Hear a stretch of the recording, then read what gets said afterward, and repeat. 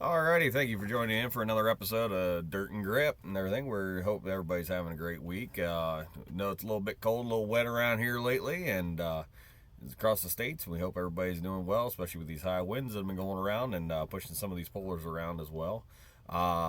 We have a very, very great polling team on here today. We'll get to talk a little bit about their machines today as well. We're going to bring you guys into the polling realm again. We have a two-wheel drive and a four-wheel drive truck here today. Very, very fun machines. Some very unique names and some really, really nice pullers. So without further ado, I want to show some clips here real quick of their machines pulling. We're going to bring in Tommy and Candy.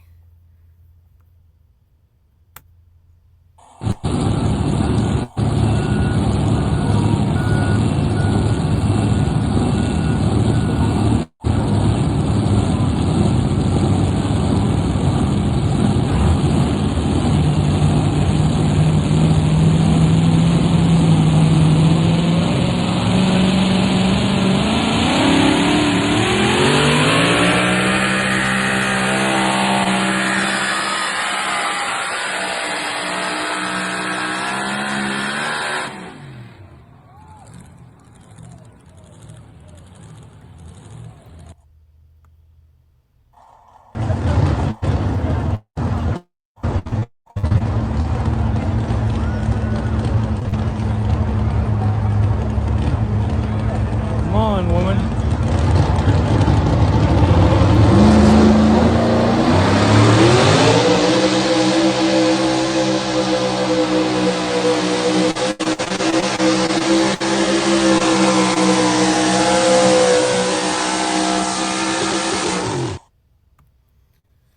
All right, Tommy and Candy there. It's a beautiful ride you guys got there. And as people got to see by your guys' videos, you guys are some heavy hitters, especially out west out there. So tell us a little bit about your machines. What got you guys interested? And out of your two ordeal, who do you guys think's better polar out of you two, even though you guys run different classes? That's why we run different classes. She likes to have all wheels on the ground. Okay, alrighty, definitely, definitely. And you guys always been Chevy people, or just the bodies you guys kind of came across with? Just been Chevy people, but that's what evolved with what we came across. All right, definitely, definitely. So who got who in the polling? So I got her into pulling, which was one of the best things I ever done. Makes it easier to buy hot rod parts. Definitely, definitely, yes. We love to promote that polling realm is a family sport, and we absolutely love it. All the way from pedal poles, all the way up for antique poles, and as well as in your guys' classes as well.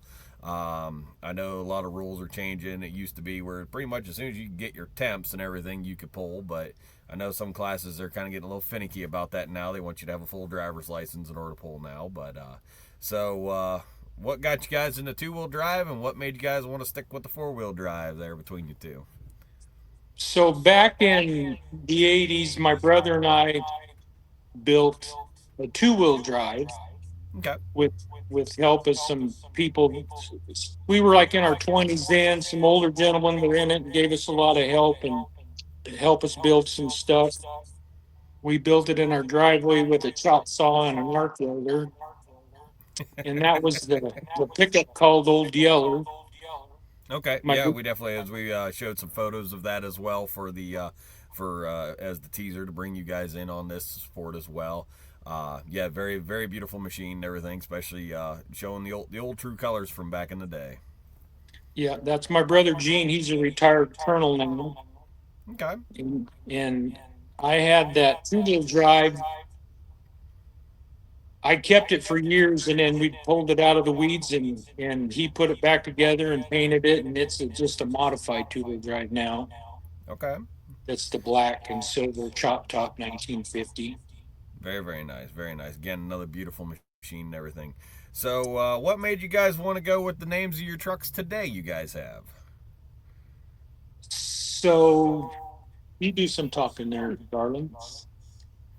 Well, he came to me and he said he wanted to drag race. So we built a drag race car. It was a 69 El Camino. And he did that for a few years. And then he said, I think I had more fun when I was pulling. So he said, I think I want to get back into pulling. So we started looking for a rig for him, and we found one with just a chassis. And then we bought a body. And then we bought a motor. And then he came to me and he said, I found one in California I want to buy.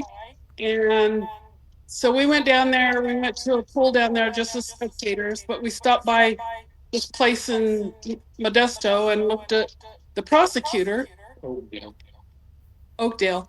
And he said, by the way, this is for you. And I said, I don't think so.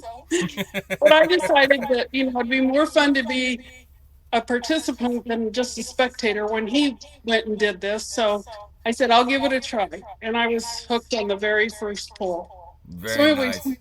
we bought the prosecutor, and it's a sister truck to the Judge, which the guy that we bought the prosecutor from, he still has the Judge. He's rebuilding that. And they have quite a history in California. Yeah, California's had some heavy hitters come out of there. We have some that are floating around on the NTPA circuit a bit there as well, and yeah, you guys got a little bit of a different layout of tracks over there, coming from the west coast to the east coast. There, we have a little bit more red clay mud mix, and you guys got a little bit sandier red clay, but yeah, you guys definitely when you guys get them hooked up, they go for a ride.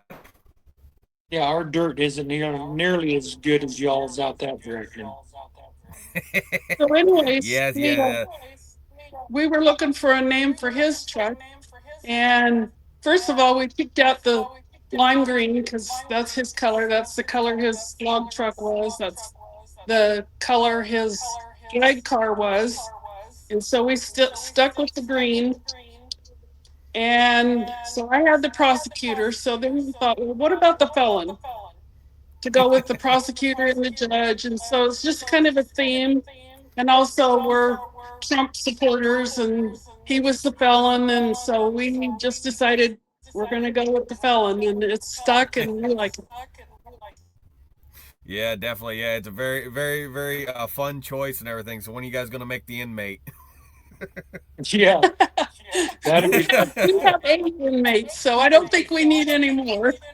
Okay, all right. Yeah, you never know. You make the full team. Make the full team there. But yeah, it's quite a fun ordeal. We love your guys' build, especially with the fella and everything. You don't see a lot of underglow on Polars. What brought you guys to want to put the underglow in?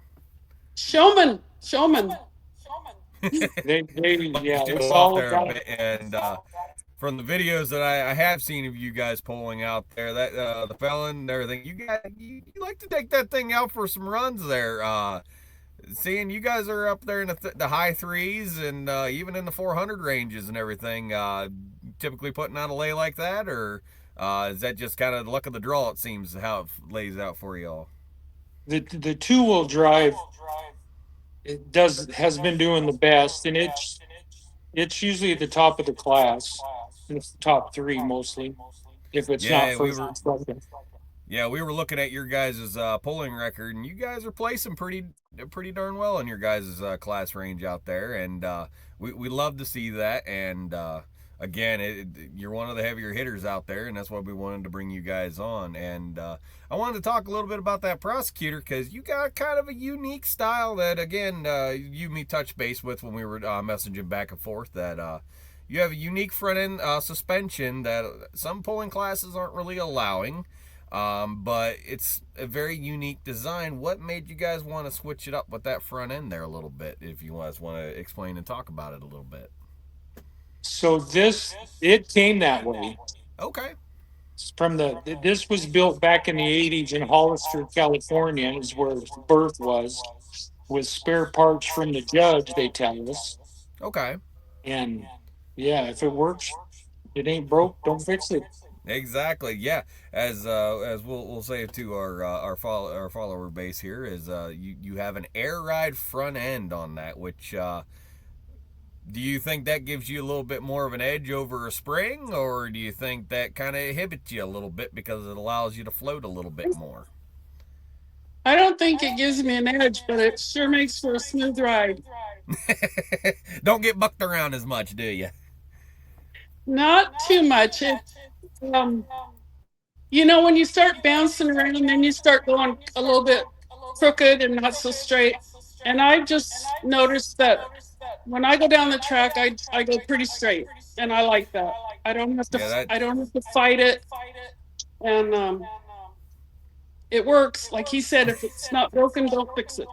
Exactly. And sometimes the best way is some of the different ways and everything, but yeah, most definitely. So as we were touching their messaging back and forth there a little bit, what for the followers that we have, again, we work with a lot of sand drag racers as well. It's a 300-foot sport as well. What kind of information would you give to somebody who maybe is interested in coming to a pole or is wanting to get into the sport? What kind of knowledge or little secrets would you give to them in order to kind of maybe help them understand the sport a little bit better or be able to join the right class you think might be a good starter range? Well, for starters, involve your family. Of course. If you can get them interested. That picture of us four standing there is my daughter and my son-in-law. Very nice. So anyways, she's our crew chief, and she's usually with us every pull we're at.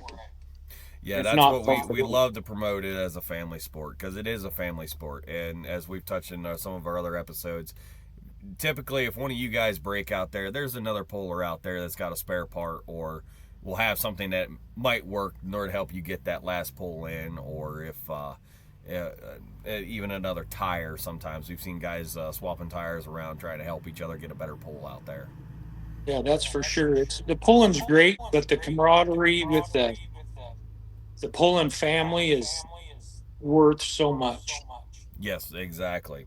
So what little tips or little secrets would you give in order for somebody who says, well, I got a truck, I'm going to go build a truck. What would you recommend for them to do? The most, I would say, like a 4-wheel drive street class of some sort. They have so many classes. Yes, you have from we have out here on the East Coast with the East Pulling Productions. You have the Run What You Brung class. You have the street stocks, the hot and same as CS Pulling Production and OSTPA. You have the hot street and the cold streets. So you can bump them up a little bit or keep them pretty much bone stock tunes. Yeah, definitely we cover those as well. A lot of people don't like them because they are slower, but you always got to start somewhere. You can't just jump out there in a 5,000 plus horsepower unit and hope you can make a pole and hope to have enough money to keep it running. Yeah, for sure. You start with what you got, or don't spend a lot of money and see if it's going to work out for you, and go up from there. And definitely, and bigger ain't always better. No, you may have more fun with less horsepower than with more horsepower, but yeah, depends on your budget, and some of this stuff it gets pretty crazy.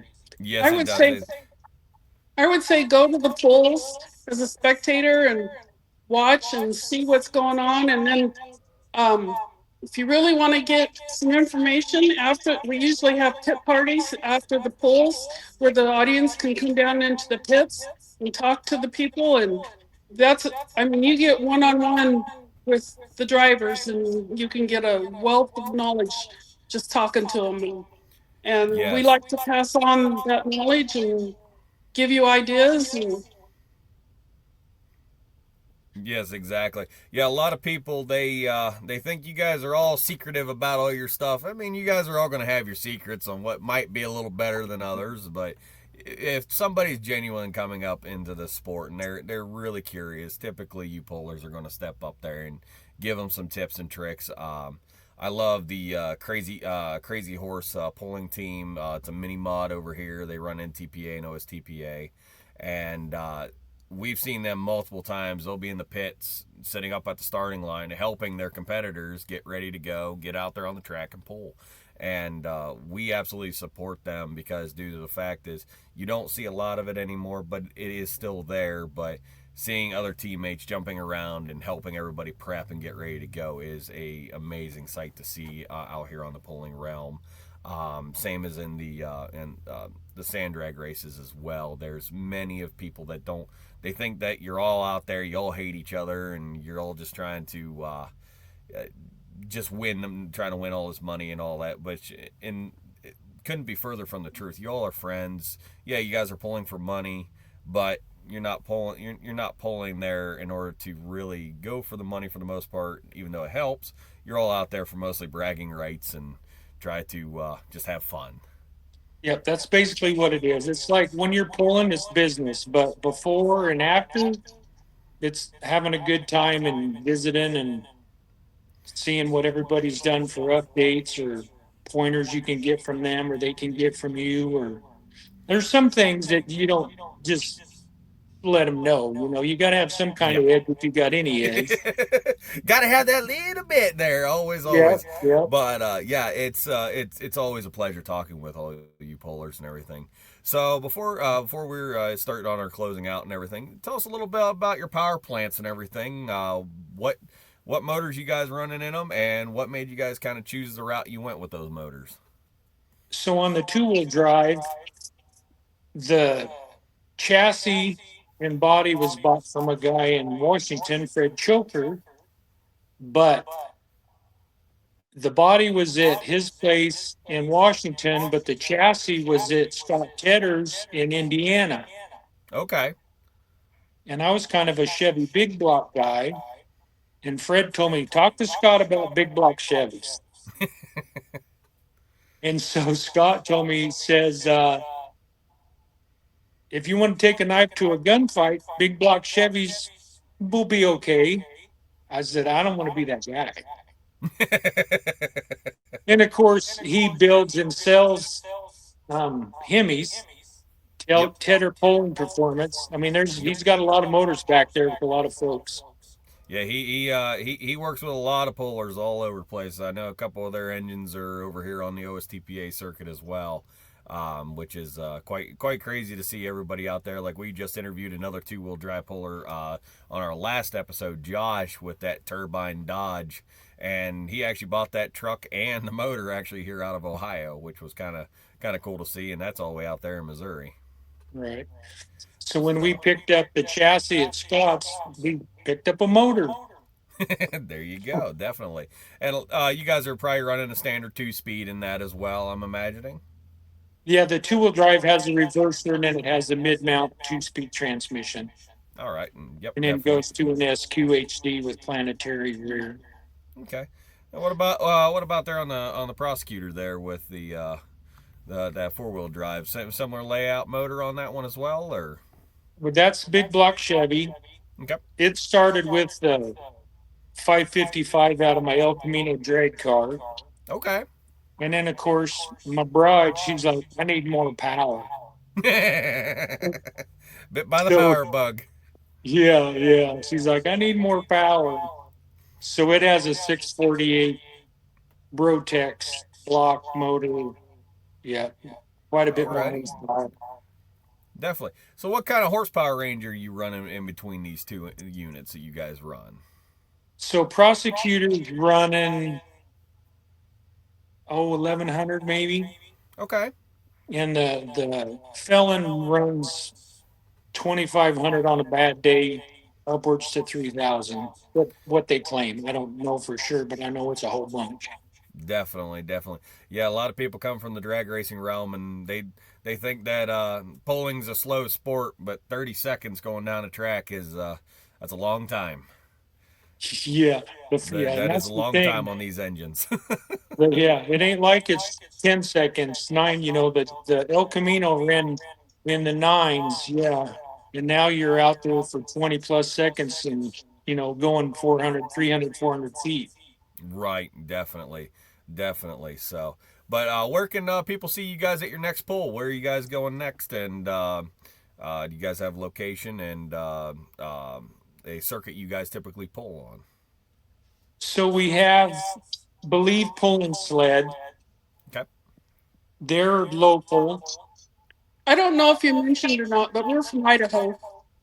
Yep, definitely. Yeah, we cover from all over United States and everything. We were just in Dome Valley, Arizona there about a month ago covering East versus West Sand Drag Challenge as well. Our next one's going to be here in West Salem, Ohio for the International Hot Rod Association. I believe it's the Big Showdown. It's a 7-class pole, 2-track. It's one of their big sanction poles for the start out of the year. So our first pull was in Emmett, Idaho, Friday night of Father's Day weekend. That the 19th, 17th, I'm not sure the 19th, date. something like Right that. around there. Friday night. Yeah. It's a local pool. It's about 30 miles from where we live. Okay, yeah, definitely. Yeah, that's what we love to bring in. Let people understand that these are local sports. These aren't the big polls. I mean, you can get in it with NTPA or Lucas and all that and travel a lot, but sometimes We it's more travel fun a to go lot. play local. We travel a lot. We only have 2 local pools. So all the rest of them we travel. And last year we did 6 states. Very nice, very nice. Yeah, yeah, you can get some travel out there. I know NTPA. I believe this year they have like 60 some polls lined up so far this year. I think they haven't even finished out their schedule yet. So yeah, there's a lot of polling depending on what circuit you guys want to get on and everything. But we would definitely we support. We try to bring more people out to these events, and we're trying to help grow these events so you guys can pull for more money and hopefully grow this sport into what it used to be back in the day. Another outfit that we pull for is Thane Motorsports, Okay. mountain race pulling, Yep. and they're going all over this year. We had 22 hooks last year that we done, but we're not going to do so many this year, especially with diesel being kind of crazily priced. Yeah, the prices right now are hurting a lot of pullers right now. I know the street stock semis are really going to be hurting this year, and some of the smaller pulling groups and everything they are definitely hurting this year. It's very hard on us right now, but in time we will be able to get things back to where they were. But we really hope this year shows another very strong year for polling for everybody, and again, hopefully getting you guys more money in order to be able to poll for as well. Yeah, It might slow us down, but it's not going to stop us. There you go. Even if you got to pull them, right, get the horses out and start pulling them that way. There you go. But most definitely. But yes, thank you so much and everything for your time today, and showing us your beautiful machines and the powerhouses that these things are. Again, these are pre-recorded, so these will be coming out. You guys will also be receiving the link whenever, right before they come out, so you guys can watch them as well with as long as everybody else, and you can share it with your friends and families as well. And you can follow us on understand Facebook. that, again, this is the form. Yep. You can follow guys, us on Facebook on our page, Media Motorsports. Yep, Yep, we will tag you guys in that as well and everything, so people can find you quite easily there as well. So this will be posted here on Facebook and on YouTube as well. So Awesome. can't find you guys are just have the Facebook, or do you guys have YouTube or Instagram or anything else you guys post across as well you'd like to shout out? Just reading Motorsports on Facebook right now. Okie dokie, definitely sounds good. So, but yes, again, thank you so much for your time today and showing us your beautiful machines. And you guys, I hope you guys have a good rest of your day, and hope to see you guys at your next poll. Sounds good. Thanks for having us on. You're welcome. Have yourself a good one. Thank you.